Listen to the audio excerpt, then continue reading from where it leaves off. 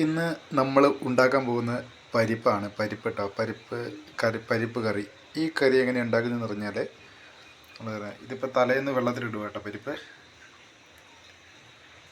തലേന്ന് വെള്ളത്തിലിട്ട പരിപ്പാണ്. നമ്മൾ ഇന്ന് പരിപ്പ് കറിയാണ് നോക്കാൻ പോകുന്നത്. ഈ പരിപ്പ് കറി വയ്ക്കുന്നത് തലേന്ന് നമ്മൾ വെള്ളത്തിലിട്ട് വെച്ച് പരിപ്പ് കഴുകി നല്ല വൃത്തിയാക്കിയിട്ട് നമ്മൾ കുക്കറിലേക്ക് ഇടുന്നു. കുക്കറിലേക്ക്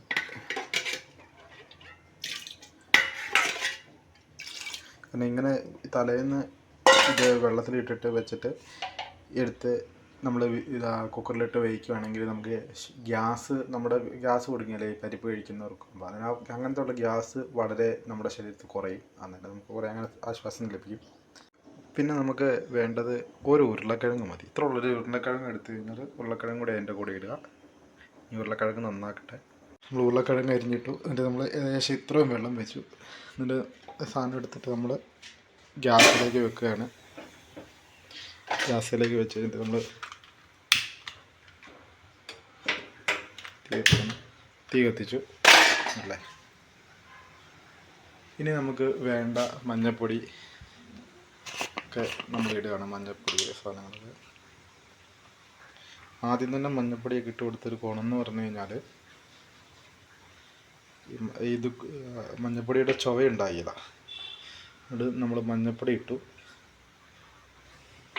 ഇതിനുള്ളിൽ മഞ്ഞൾപ്പൊടി ഇട്ടു.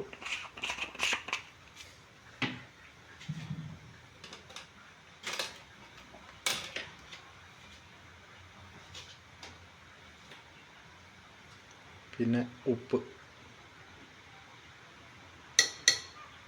ആവശ്യത്തിന് ഉപ്പ് ഇട്ടു. ഇനി നമ്മൾ കുക്കർ വിസിലടിക്കാൻ വേണ്ടി എടുത്ത് വെക്കണം. ഒരു 4 വിസിൽ, മാക്സിമം 4 വിസിൽ അത് മതി. നമ്മൾ വെള്ളത്തിലിട്ട പരിപ്പായതുകൊണ്ട് 4 വിസിൽ മതി. അതിനും ഉരുളക്കിഴങ്ങൊക്കെ നന്നായിട്ട് വേകും. ഒരു സബോളേൻ്റെ പകുതി നമ്മളിതിനകത്ത് ഇടുന്നുള്ളൂ. ബാക്കി കടുക് പൊട്ടിക്കാൻ. പിന്നെ നമ്മൾ എടുക്കുന്നത് പത്തലമുളകാണ്. പത്തലമുളക് എടുത്തു. ഇത്രയും സബോള എടുത്തു. കടുക് പൊട്ടിക്കാനാട്ടോ ഇത്. ഇത് കഴിഞ്ഞ് ചെറിയ ചെറിയ കഷ്ണമായിട്ട് പത്തലമുളക് മുറിക്കും.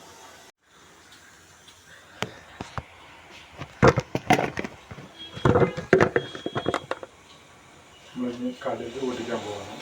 കടുക് പൊട്ടിക്കണം. ഏകദേശം 4 വിസിൽ ഇതിനടിച്ച് നമ്മളിത് ഓഫാക്കണം. കടുക് പൊട്ടിക്കുമ്പോൾ കടുക് മോളി പൊന്തി വരണം. ഇതൊക്കെ പൊട്ടിക്കഴിഞ്ഞിട്ട് പൊന്തി വരുമ്പോഴാണ് കടുക് പൊട്ടിയതായിട്ട് നമുക്ക് ഏറ്റവും നല്ല ടേസ്റ്റ് ഉണ്ടാവുള്ളൂ.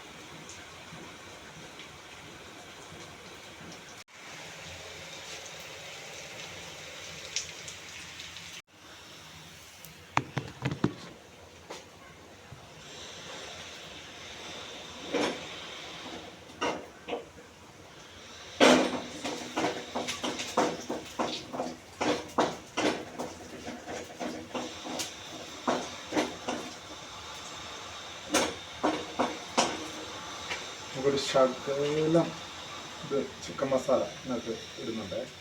നല്ല ടേസ്റ്റ് വ്യത്യാസം ഉണ്ട്. ഇത് നന്നായിട്ട് ചൂടാണ്, അല്ലെങ്കിൽ ആ ചോറ് നടന്നിട്ട് അതിൻ്റെ ചൂടാണ്.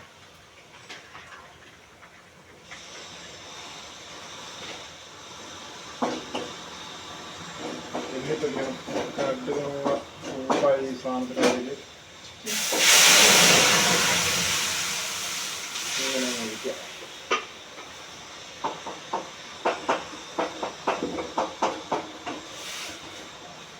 വെള്ളം കൊള്ളുണ്ട് തിളച്ച് സെറ്റായി കഴിഞ്ഞാൽ നമ്മൾ അടിപൊളിയിട്ട് കിട്ടും.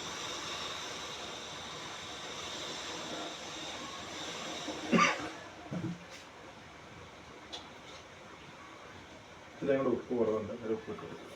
അത് നമ്മുടെ കറി വെള്ളം